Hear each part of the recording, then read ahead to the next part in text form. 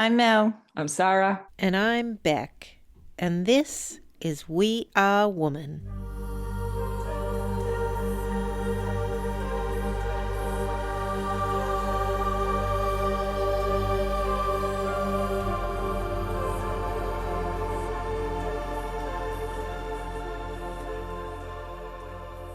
Okay, so today we're exploring something that we think a lot of women quietly go through, but maybe don't always have the language for. The idea of burning down to start again. And not in a dramatic way, not blowing up your life, not making big impulsive decisions, but that internal feeling when something that once fit just doesn't anymore. Maybe it's an identity or a role, or maybe it's the way you've always done things. And nothing is necessarily wrong, but something feels like it's shifting. It can feel unsettling. It can feel tender. It can even feel a bit painful at times, like you're losing ground without yet knowing what's next. So today, we just want to explore that space. What is shadow death really? What does it mean to let something soften or fall away? And what does starting again actually look like without forcing a new version of ourselves? Let's just open that up and see where it takes us. Beck and Sarah, I'd love to open this up gently. Have you ever had a time when who you thought you were or how you'd always operated just didn't feel true in the same way anymore? And then how would you describe that kind of internal shedding? What does shadow death mean to you in that lived experience? Yes, I've definitely had many times like that actually. But particularly, I think for me, two particular strong periods of my life, so to speak, two particular windows of my life where that felt particularly strong.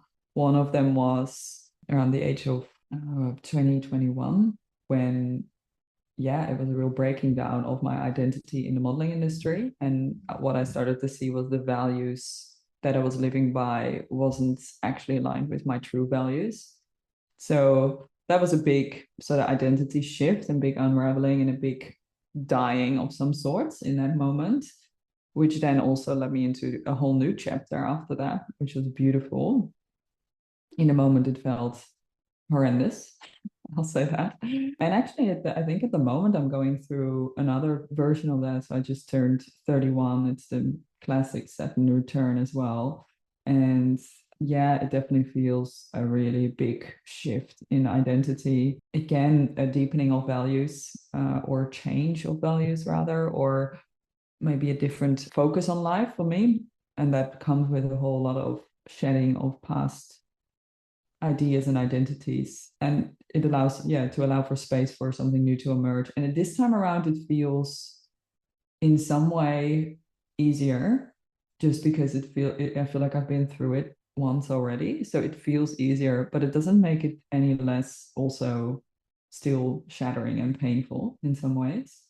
And I guess because I have the tools now, it makes actually quite a big difference with the tools to be able to navigate that in a way that feels more resourceful and just have a bigger scope of understanding around what's actually happening. And yeah, look, I think in our culture, we are very much conditioned with almost this idea that we're just constantly going up in our growth, so to speak. There's only like sort of an up curve, as opposed to so growth upon growth upon growth upon growth, as opposed to actually really recognizing that we are nature, and as a part of nature, we actually operate in cycles. And so with that comes a cycle of growth and maturity and maturation and creation, but there's also cycles of death and decaying and shedding and letting go. And I actually think if we don't allow the cycles to fully happen in a way that they need to, we end up with a whole lot of sort of unresolved baggage, really, because we haven't allowed the cycle to complete itself. We haven't allowed the full death to occur. So it's very necessary. It's very uncomfortable, but it's very necessary. And yeah, the people that do that, I've seen, and I've seen around me, and then both in myself and also my clients, is the people that are able to actually let the identity go, and let the stories that come with that and all the perceptions around them, let that go, are walking through life way lighter, like overall, because the past stuff doesn't get carried so much forward. And I think it's important to when I speak to that, to nuance as well, that in a shadow death or in an identity death or an ego death, for me, how I've experienced it at least, there's parts of the self structure, of the construct of the identity structure that die. And but it doesn't always mean the outward expression is too different. Like it's sometimes actually like the job can still stay or the relationship can still stay, but there's just a shedding of maybe a perception around what that meant or something. So it also, yeah, like kind of, it doesn't have to be super radical as changing everything about your life. And sometimes that means that, right? But sometimes it's simply a way we organize ourselves in the world around these different parts and roles that we do inhabit, but we have a different way of going about it. And or a combination of, like, sometimes we actually do need to shift careers or live somewhere different or something like that, or have a new relationship, different relationship. But also it doesn't have to be like, I think I'm saying this also because when I was 21, oh yeah, 20, when I had that initial one, it like, I literally changed everything in my life. Career, country, where to live, relationship, like just everything.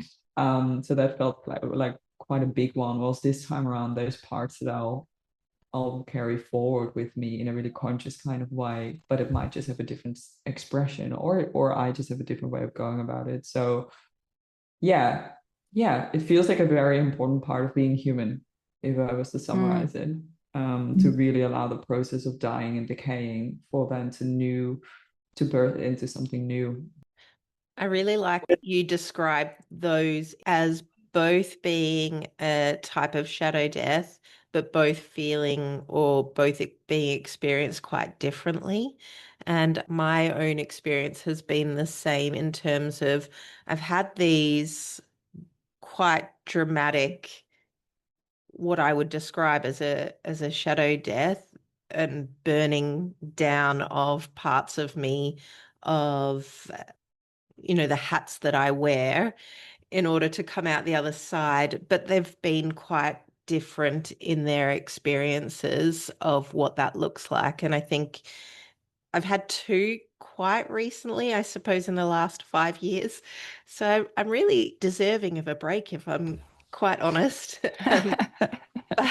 But the first one felt like a shedding of a part of me that I was no longer willing to hold, or simply didn't have the capacity to hold anymore. And so that was a shedding that came from quite a dramatic, I suppose, trigger that alerted me to the fact that I just couldn't continue the way that I was going with that anymore. And so what that meant was my identity was tied to this pattern we've spoken about, an identity that I've had around over responsibility, and just the idea that if I continued this way, something drastic was going to happen in my life. And there was a part of me that was recognizing that, and the grief of knowing that I just couldn't hold that. But then if I didn't hold that anymore, what's underneath it? And that was really scary. And I think we'll go into this later, but I think a big part of what we experience in this shadow death is growth. And growth doesn't always feel nice and soft, and we're jumping from the one thing to the next thing. It doesn't always feel like we're moving forward. Sometimes growth starts with letting go. And in that letting go, we don't know what's in the middle, right? We don't know how to get from here to here. And so that was the experience I had of that particular moment, where everything was just crumbling inside me. And I knew there was growth behind it, but it really, what I was feeling was a deep grief around that, which I think this one's a little bit of an ongoing. I'm out of the sort of crumbling. but what the growth and what the end looks like, I'm still not quite sure. So that one like a real shedding, whereas the other recent one almost felt like a rising. So a completely different experience. And what was Mm. happening, another big external trigger, I suppose. But what was happening was it was starting out with I was waking up in the middle of the night with panic attacks. Just this real deep panic in my body. And this is where we're going to talk about it, I'm sure. The body often knows before the mind does, right? I couldn't understand why I was getting these panic attacks. And I woke up and I couldn't breathe. And yeah, what I was doing in the middle of the night was just sitting with that feeling of not being able to breathe and sort of just being okay in that. And then during the day, exploring that a little bit more around what was going on. And what I was really noticing was there was a part in me that had been exiled and pushed down and shoved so far away that was really trying to rise. It was rising within me, and because of the external circumstances that had created this rise in me, and I think I've heard from the same external circumstances, a lot of people describe this. It was like the lid had been lifted and there was no way to stop it. It was rising in me, whether I liked it or not. So then again, the sort of ambiguity of this space and the fear that comes with what does that look like. And yeah, it's been a very uncomfortable exploration, and holding the uncomfortability of it and the cognitive knowing that it's taking me somewhere even greater. So yeah, two really different experiences of very recent, what I would describe as burning down what I thought I knew of me, only to allow something else to come through. Yeah, I love that you speak to the rising, Beck, and it's not that to say that, that's the point of all this, that we have to rise, because as Sarah, you explained, sometimes it doesn't feel like a rising, it's a shedding or it's a death. But what I hear in both of your stories is that as we evolve or as we mature, so too must our identities and patterns. And that sometimes means letting go of, identities that now feel tight. And they weren't necessarily mistakes in the beginning, but they were quite intelligent responses to the season that we were in. But as we grow and our maturity changes and our capacity increases, then there is a letting go of identities and patterns that are holding us back, or that, as I said, do seem tight. And there's a grief in that, particularly when your sense of self is tied into those identities and patterns. Because, for example, Beck, and I know I've experienced this myself, if I'm not the over functioner, or I'm not the people pleaser or the room scanner, then who am I? And what am I doing? And that's the void. And I think that's the fear and the scary part that you both also spoke into. Yeah, I love this topic so much, and I think we also want to define like what is shadow, right? So the Yeah. term shadow was, I think, originally introduced by Carl Jung, and shadow refers to the part of ourselves that we disowned or suppressed or judged as unacceptable during our development. That's the way he describes it, at least. And there's often qualities that threatened attachment, belonging, and safety in our early development. So, for example, if anger felt unsafe in childhood, we probably learned to not express it or hide it or express it in a different way. And this happens a lot with if sexuality was shamed, for example, then we have like issues or just distortions around that.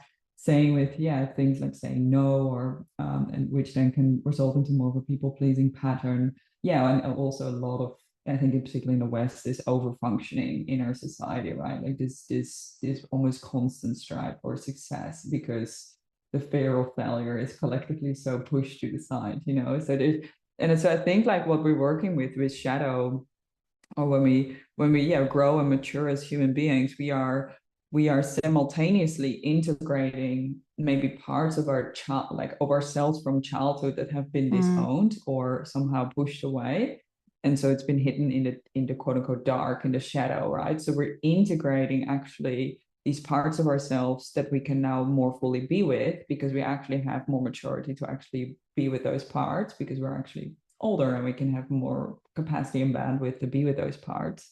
And so in some way, it's really also a remembering, coming back to what is originally already there.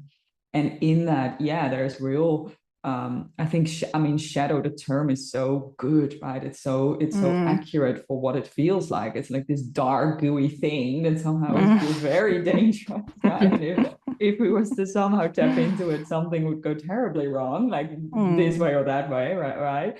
And so the term is just so, yeah, accurate for me in terms of what it really describes, of what it feels like and what it's like. And I see it almost like, yeah, this two-way thing. Like, so we're simultaneously integrating parts from our childhood, and in that it's more of a remembering, and at the same time we're evolving and growing as human beings, and we're actually expanding, right? So it's almost, in my perception, I'll be curious to hear both of your perspectives on this as well. It's like we're re-remembering and integrating parts from our past, and we're holding it in a bigger picture as well. So there is a rising as well. And sometimes I think also in our life, there is a rising to the occasion. And what I mean by that is, like, there's actually external circumstances that actually push us into a bigger version, of a greater version of ourselves, so to speak, to rise to the occasion. And that might not necessarily have to do with stuff from the past we need to integrate, but somehow it all comes full circle, is what I feel like. It's kind of, Yeah. it seems like it's a both, it's like two things are happening at the same time. Speaking to your point as well, Beck, where you mentioned there's a death, but there's also a rising at the same time. Yeah, curious to hear maybe, Beck, your perspective on what you see this being, or how you see this working with, like, more, yeah, developmental stages, and how you can see shadow is somehow integrated in that, or is necessary for us to evolve as human beings. I think what you're saying just really reiterates why this can feel so confusing and uncomfortable for us.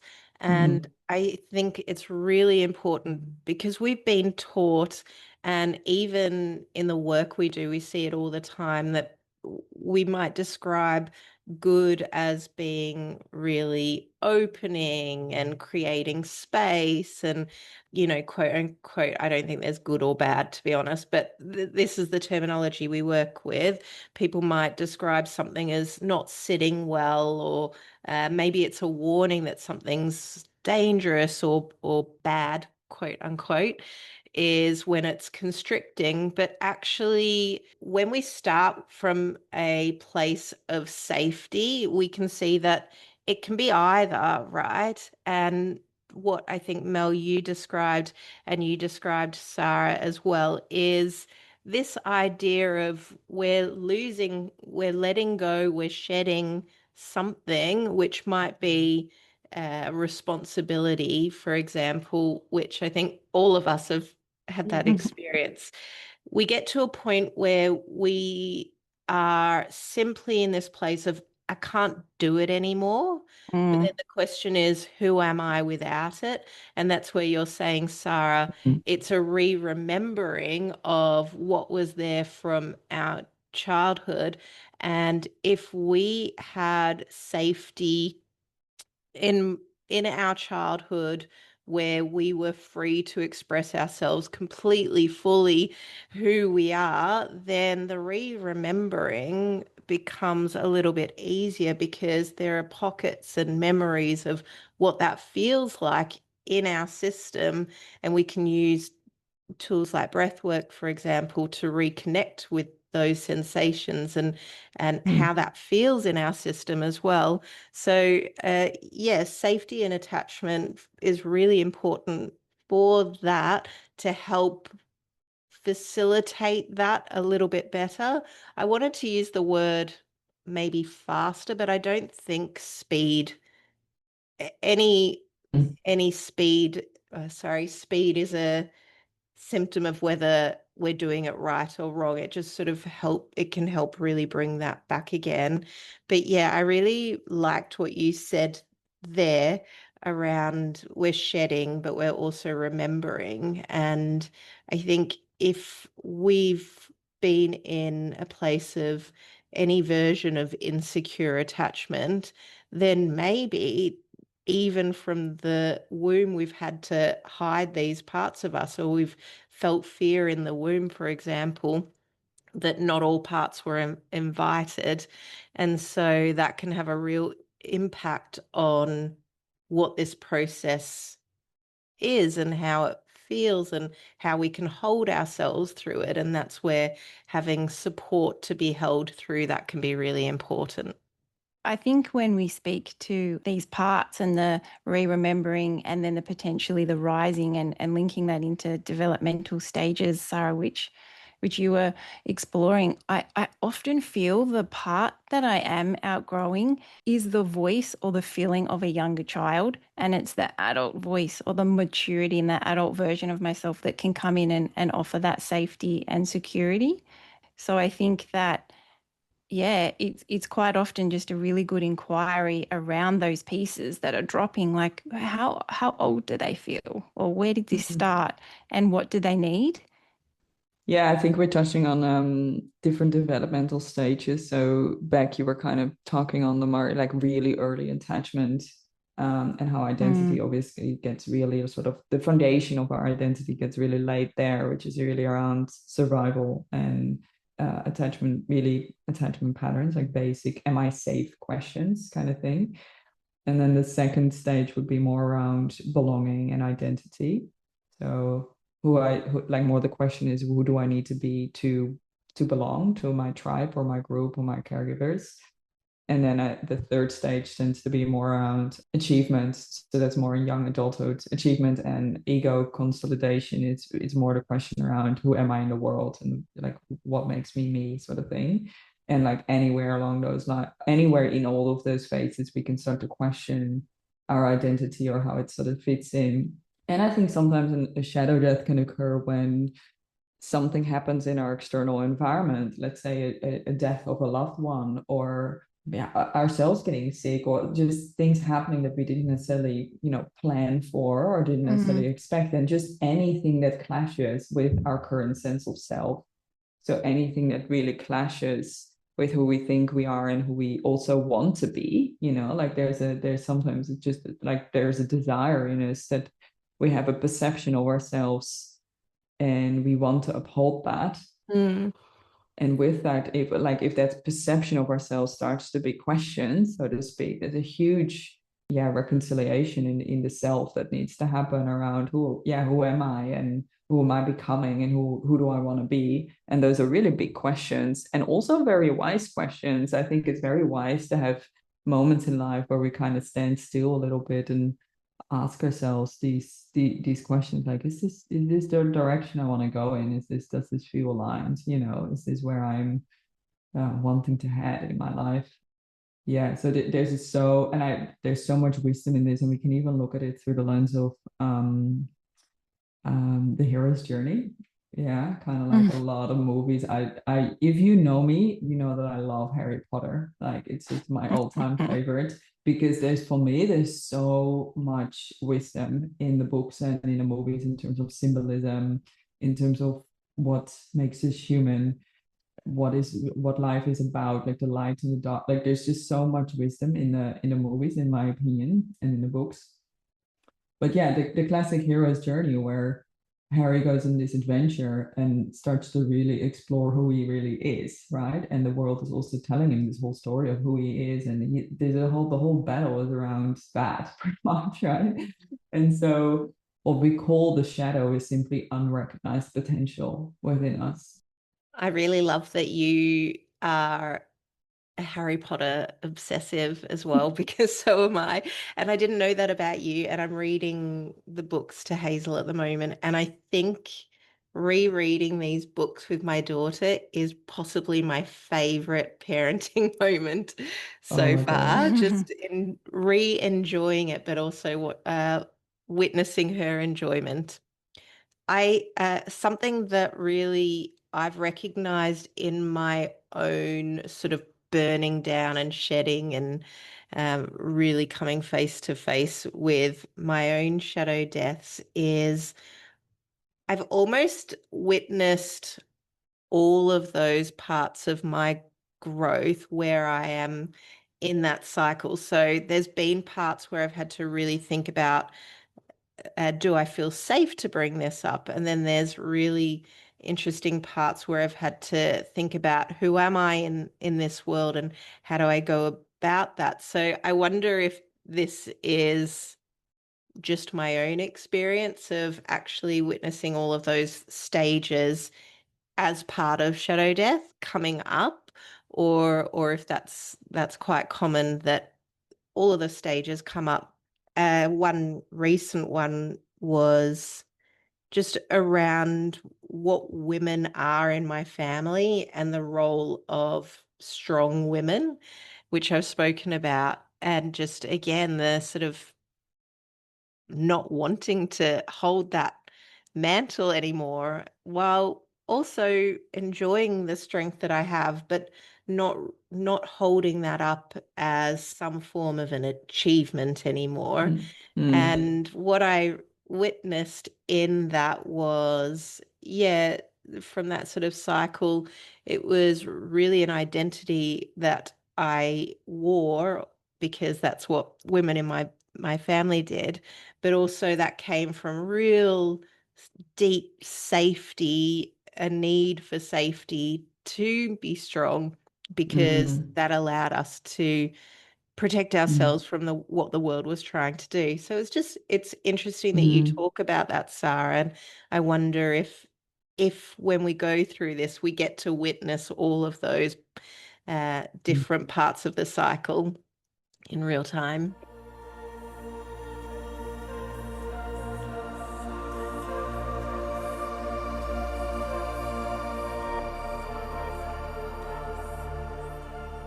Yeah, I think what you're speaking to, Beck, I love this because it kind of gives it a broader scope, I think, around just what is an identity even. Like our identity very much gets shaped by our environment and also our lineage, right? So like really like our bloodlines and what both our mom and our dad and mostly, right? If we just go by that assumption, what they've been through and what they carry through to us and how that then shapes us. That includes all sorts of belief systems and survival mechanisms, and all of them are wise and important and smart. And I think that's what I'm kind of hearing you say back, that even though it might not be something as today, once upon a time it was very important for those parts to be the way they were, right? And so there's always goodness in whatever is happening. And then of course, like our immediate environment. So there's like the I think we're talking about, like, as we explore what is shadow, we're also simultaneously exploring like what even makes up our identity. And in that, what makes up what is quote unquote acceptable and not acceptable, which is kind of what we're exploring when we're exploring shadow, right? Like what is within the shadow and what's within the light, so to speak, and what is okay and good and allowed and what isn't, right? And in that we're touching on massive cultural pieces and all the pieces that surround us in that as well. So there's so much culturally that is quote unquote unacceptable, and that starts to then be individualized in our own selves as unacceptable, right? So there's all these, as we explore individual shadow, I think we're also simultaneously addressing just collective shadow, really, and just like what is actually culturally allowed, quote unquote allowed or not allowed. Yeah. Something that I'm interested in, I don't know if you've got any thoughts on this, Mel or Sarah, is I think our society would generally say that every breakdown is some form of a crisis or problem, but sometimes a breakdown then becomes more of a crossing to allow us to get to something newer, or as you've described, something re-remembered.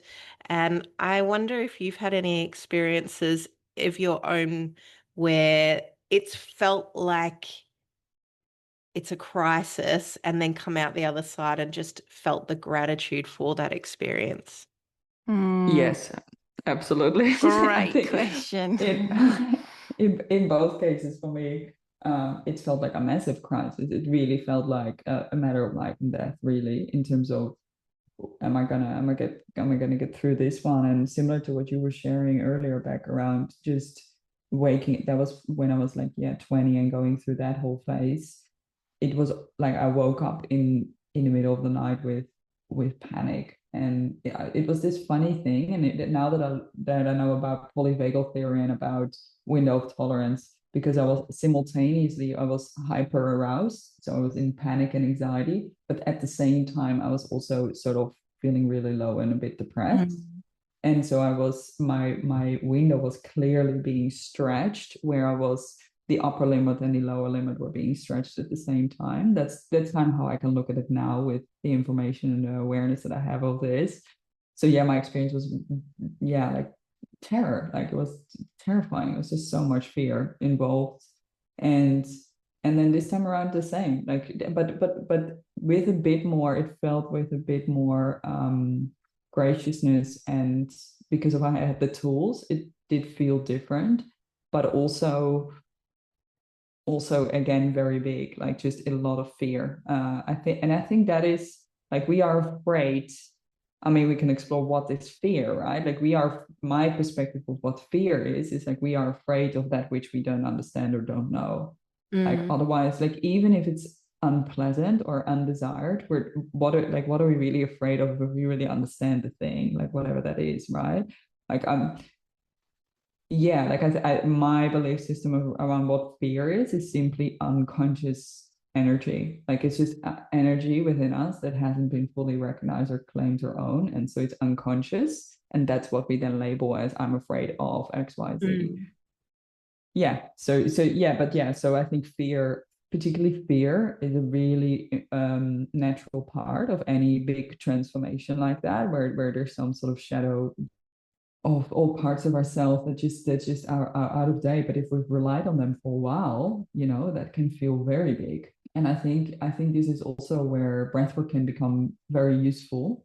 It can help us understand life cycles and the nature of life more deeply. And I think that in and of itself can help us, allow us to move through these phases with more flow and ease and just a deeper understanding of what's going on.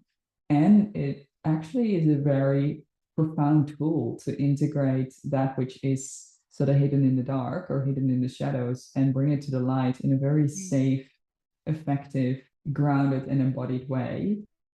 That if we already lean into the work, we might not always need these like sort of big ruptures because we're already sort of evolving and we're kind of leaning in already. Breathwork can really help us lean in. We can actually just explore it with way more ease and grace. Yeah, curious around your perspective on that back and what you feel breathwork has facilitated for you with that. Yeah, I think that what you're describing, it's like a conscious dismantling, but I don't mean conscious like we've known it the whole time. I think the actual Mm, process is more intentional. And then breath work, especially, I really love what I love about FBR in particular. I mean, there's lots of things, but one thing in particular is just the way the space is held so tightly by the facilitator as well. So it brings in so much more allowing. It allows safety to be there to allow us to experience those things that you just described and to hold it, to be with the unexpected when it comes up.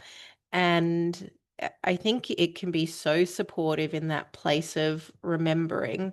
So yeah, and I think when we are maybe more consciously dismantling some of these old patterns or shedding some of these old skins, It's driven by a level of, yeah, intentionality, clarity, even when we don't know what's on the other side, even when we don't know the answer.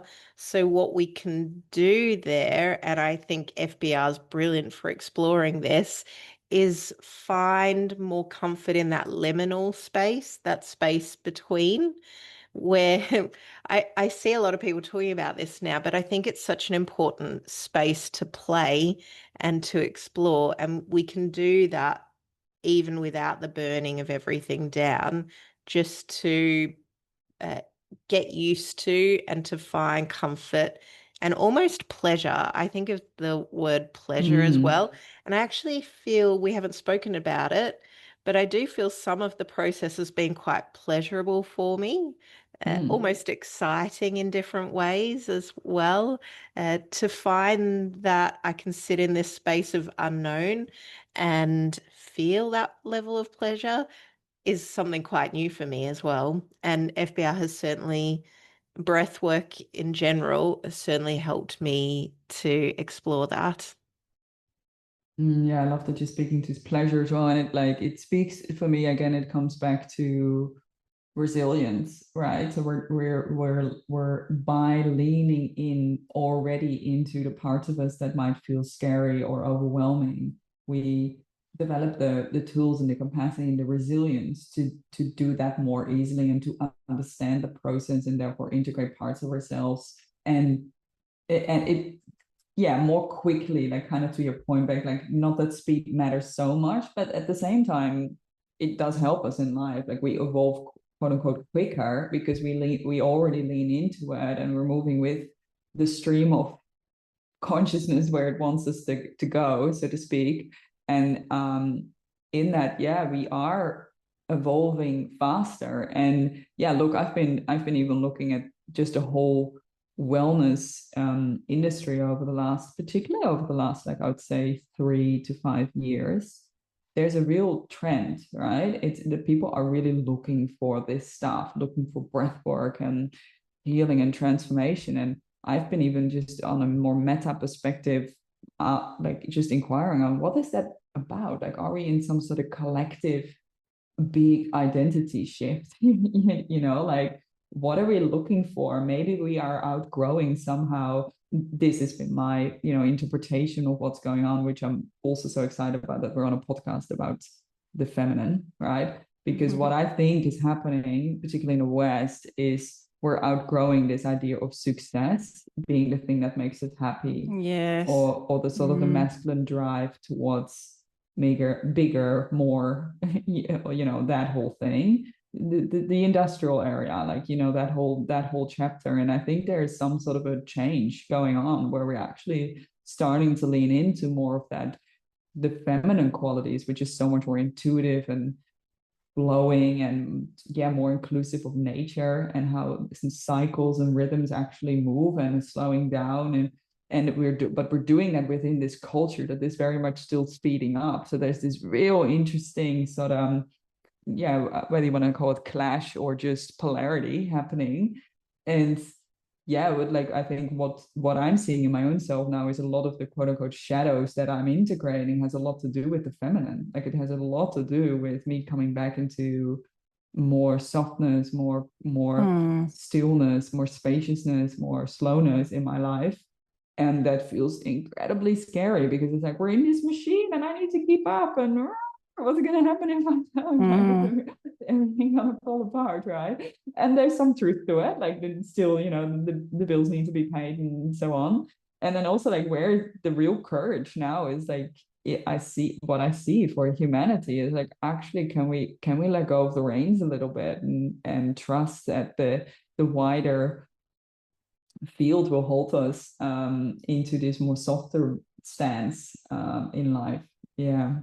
We speak, you mentioned, Beck, we hadn't touched on pleasure or anything, sort of like we were talking into kind of the deep harder stuff, but through both that, Beck, and what you just mentioned, Sarah, I've really, through the exploration and the breaking downs and the shadow death that I'm currently working with, I'm really feeling into what love actually is. like love.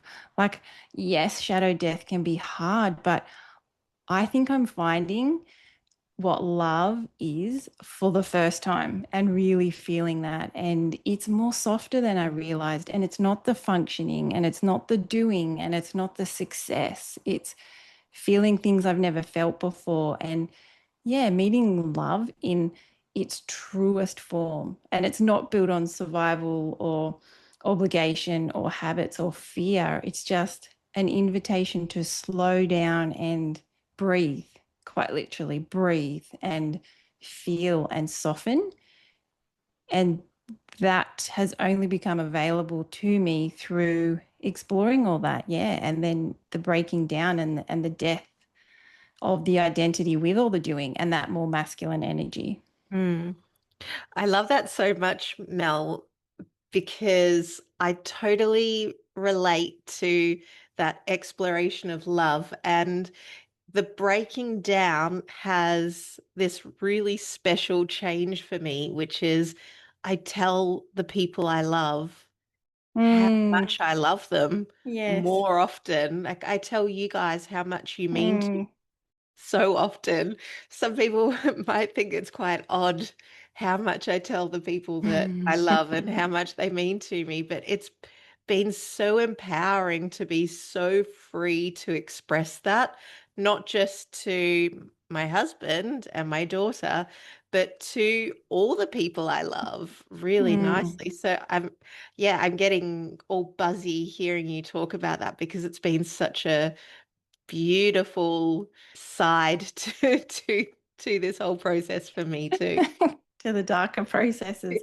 But Yeah. that's it, right? Like that that void and that disorienting feeling or that place just before you might start rising again or remembering or evolving, whatever it is that's happening in your process at that time, it can feel so hard. And this sounds cliche, but there almost is light at the end of the tunnel. There is something that this will be on behalf of the Mm, greater good. And I know, look, we don't need to go into this too much, but I think that shadow death and the breaking down is really quite something holy, and it brings us back to that remembering and where we need to be and what love is, what life is. And that's not always easy. It can be painful to get there, but it's on behalf of something greater than us, I believe. It's integrating the parts of us that we didn't maybe loved before, right? So the part of us that felt either too much or too or not enough or too mm, scary to actually be loved and seen by us first and foremost, and then of course by our environment as well.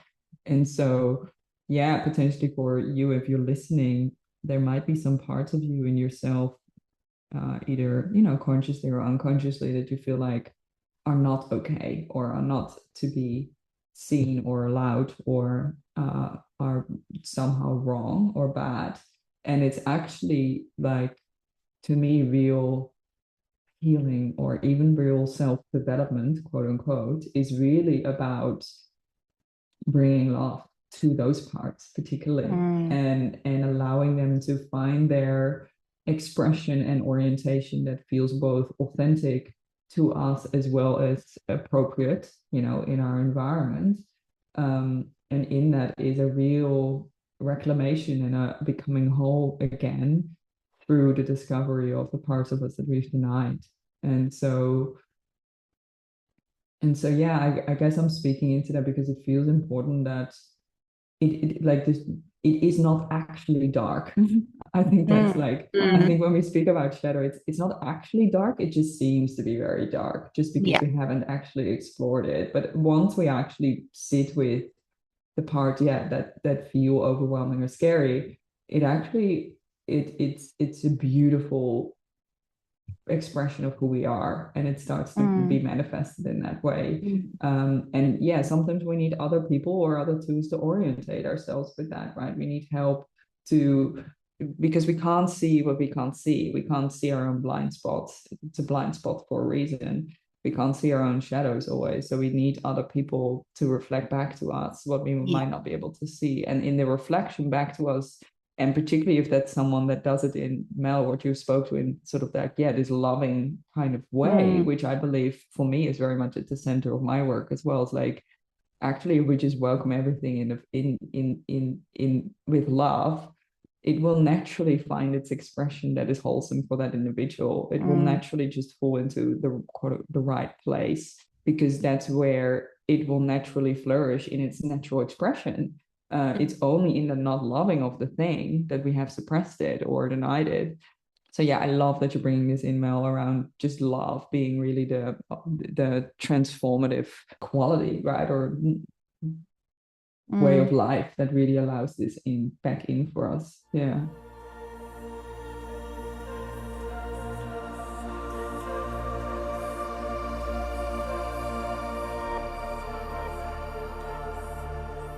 Yeah, I think that's beautiful. And I wonder if there's a way, I mean, there's not a checklist, right? But for our listeners listening today, how do you think, and I'll put this question to you both, Beck and Sarah, because I think I'd know how I'd answer it, but I'm curious what you think. How would our listeners know, like, if they're going through a shadow death, or have they been through one? What cognitively would they be looking for, maybe even somatically?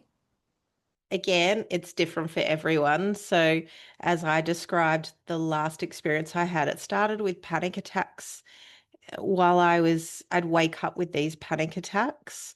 And I think what is helpful for everyone and for our listeners is whatever the symptoms are, whatever's coming up for us, if we treat that in terms of curiosity rather than panicking that I've got to fix it or trying to fix it. So whatever the symptoms are for you, which will be different for everyone, um, just a little bit of curiosity about why they are, but they can be all sorts of things. So the panic attacks came up for me, exhaustion. Sometimes I had felt into sort of a deep sadness and grief and collapse. Other times I was feeling a bit more apathetic towards life as well. There were points where I just simply couldn't go on over functioning. So just almost like a giving up. And yeah, I guess prioritizing or craving things that were previously important to me that I realized I was missing, like nature and closer relationships or stillness. Those sorts of things were really important to me as well through that.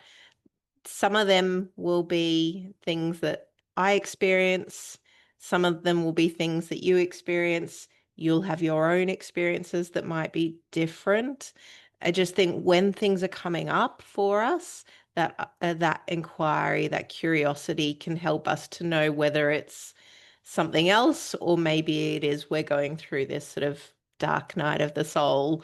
Yeah. Yeah, thanks, Beck. I can relate to that and agree with that as well. And what I've seen in both myself and the people I've worked with through, because sometimes I work with people actually through these more life transformative phases as well, because they're so important, and there's actually so much richness that can be just applied in these phases, because if we do it well and diligently, there's so much beauty that can emerge from that. Yeah, I think the difference between, for example, more just usual emotions, like a usual wave of grief or sadness or fear or joy or something that might come through, versus an actual kind of shadow death, and how we can recognize the difference is just the extremity of it. I think in a shadow death, the emotions are just way stronger, to the point where we really start to question either our entire identity, or really like big parts of our identity. So who we are and who we take ourselves to be in the world, and what we are supposedly doing or not doing. Yeah, I think it is really strongly linked also to motivation. So things that used to motivate us just no longer motivate us. And there's a real kind of, grieving that can come with that.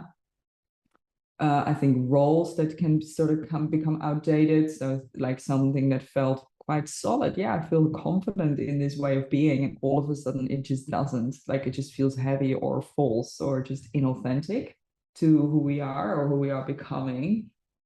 and I think a real questioning, a deep questioning of, yeah, even the meaning of life or why we're here, and sort of this more existential kind of questioning that to me is a really clear sign that either myself or someone else might be going through a bigger, what we call a bigger shadow death or life transformation. Yeah, feeling really empty, maybe in things you felt previously very excited about, and just feeling like a real emptiness within that. I think that's a really good indicator. And or just very strong emotions that can serve as that maybe feel somewhat out of control. I think that's the indicator as well. And that could be like waves of shame, strong anger that just feels almost uncontrollable. Um, grief, again, grief. Yeah, like I think these are kind of like the obvious signs, but for me, the clearest obvious sign is whether there's like a real questioning of pretty much everything, like of pretty much like, who am I now? That's a really clear sign that you're going through a big phase. And it's what it really is, in my opinion, it's just a really strong growth curve that happens in a particular short period of time. If we really pull it apart, that's pretty much what it comes down to. It's like a lot of things are just changing at once to allow for this real new way of being to come forward. And yeah, particularly in these moments, like I said before, it is so helpful to have the tools and the practices and the practitioners to support someone through this, because it can, like, I do think if we don't get the appropriate help and we don't actually know what's going on, either things can linger for way longer than they actually need to, and or we just actually don't find the clarity we're looking for, and we're kind of not going into the direction we really want to go into. You recognize this for yourself, like it's such an important, I would say, like just reach out, because it's such an important life transformation that can actually like really lead you to really beautiful places if you really harness the energy well, and get the right support. What you said is really important, Sarah. It's not just the intensity of the feelings, because the intensity of the feelings could be any number of things, right? But it's the feelings and the questioning and the little bit of or maybe confusion or the unwillingness to hold that role anymore. And it's all of these pieces all together. And someone was asking me the other day, how does dementia get diagnosed? And I said, if you forget your keys that once or twice, they're not going to diagnose you with dementia. But if it's this plus this, and you can find patterns with it, then all of a sudden, yeah, they might explore whether or not that's a diagnosis. So I just really like the way you describe that and the sort of layers that come up when it is something more and something deeper, and this shedding that we're talking about. And something I wanted to bring up before we bring this episode to a close, which I think is so important. We've kind of touched on it, but we haven't really, which is that when everything falls apart, and particularly the things that we've used to orientate ourselves, like these patterns, like these hats that we wear as well, like the coping mechanisms, what often happens, which I think is really beautiful, is that we start asking these questions around what actually matters to me and who am I. And what can occur is we start to reconnect with the spiritual side of us. And by that, I don't mean religious. I'm not really discussing any particular kind of religion. It's just that we usually, when all of this happens and we're starting to ask these questions, it can really open us up to where spirituality begins for us. And this is a really important part for all of us. We all have this side of us. And just because of the pace of the world and what the world deems as important, a lot of us sort of push that aside. And so I love that this comes up for people as part of the process. It's a really beautiful byproduct of going through this process.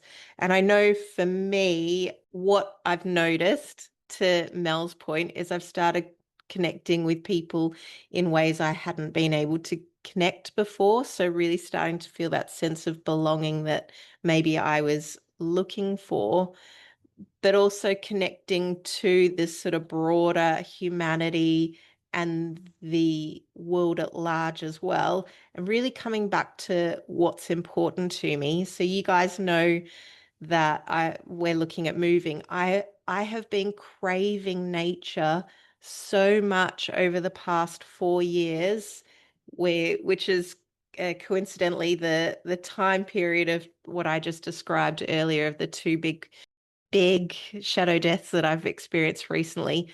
Just that craving and needing to be in nature to really connect with what's important to me and my spirituality, and to have practices every single day that bring me back to that part of me has been, yeah, just really beautiful.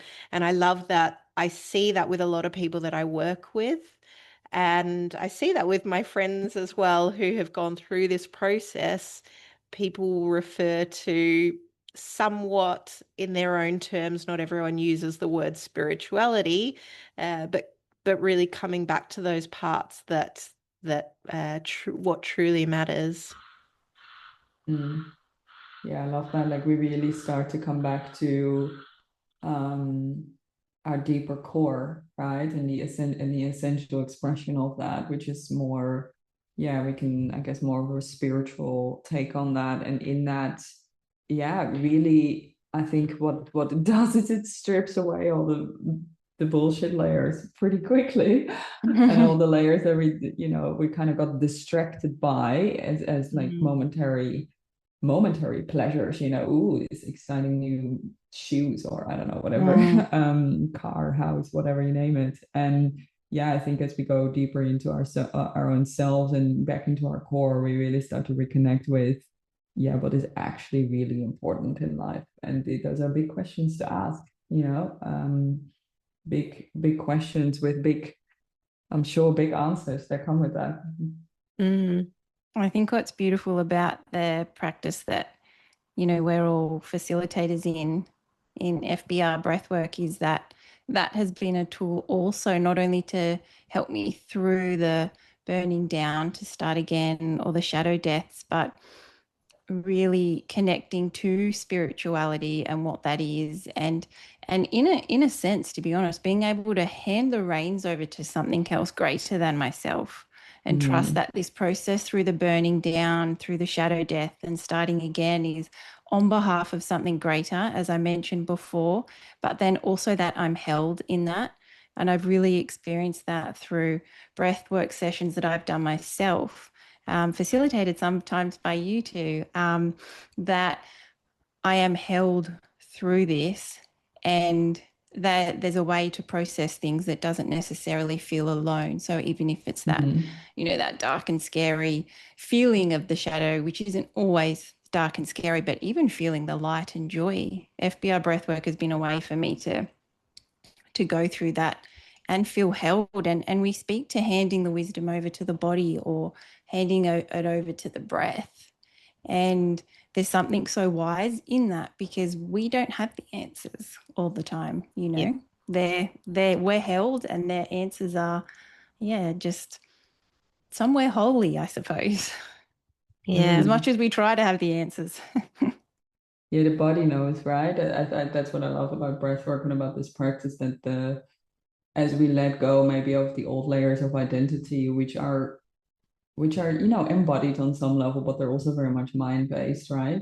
Is that we actually can start to then listen to a deeper truth and a deeper voice within us, which is more revealed through, the breath and the body, and how, like you spoke into so beautifully, Mel, like how we actually, like what shadow death requires is a deep letting go, right? So if we can be held in this practice in this way by other people, the letting go just can happen more gracefully and easily, and in a way that feels more contained and safe, and in a space where people actually can support us, understand and make sense of what we're experiencing. So important. Yeah. Yeah, so beautifully described. I wonder for anyone that's listening to maybe have your own inquiry through what's rising for you, maybe that's unfamiliar or feels new, or maybe what's falling away, even if you can't really describe that right now, or if it doesn't feel full, or maybe you've known something's falling away, but you haven't wanted to admit it or say it out aloud again, say it out aloud yet.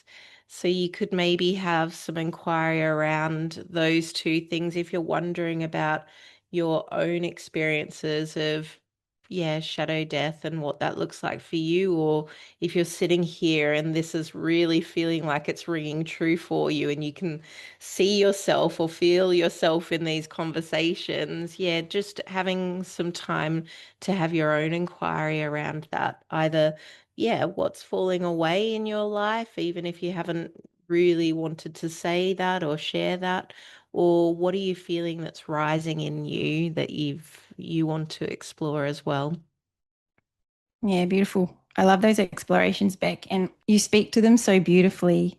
And I'd like to also share that something that comes up for me that may be helpful for others to hear is sometimes it doesn't feel quite graceful. I know that when I'm having a tug of war, and it took me a while to sit with the, I can't do this anymore. Why do I always have to do this? And this frustration that used to come up. And it took me for a while to sit with that frustration to then get to the point where I'm like, oh, I'm outgrowing the, over functioning. I'm outgrowing the anticipating of everybody's needs. And that was kind of a sign for me too. So even if throughout our conversation to our listeners, if you've been listening to this and something's sitting behind that feels a little bit aggravating, like go there too. That's okay, because I know in my experience, that was when one of mine started to just sitting with that frustration and realizing what it was signaling to me and what it was on behalf of, and yeah, what it was talking to me about.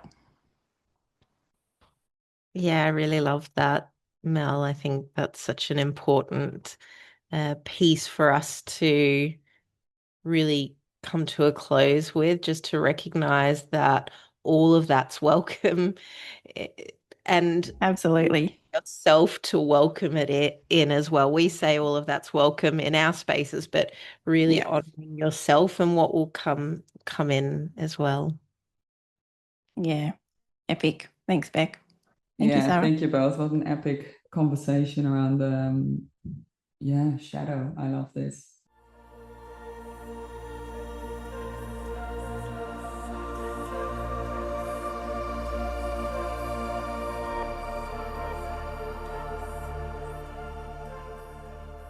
As we close today, maybe just take a breath.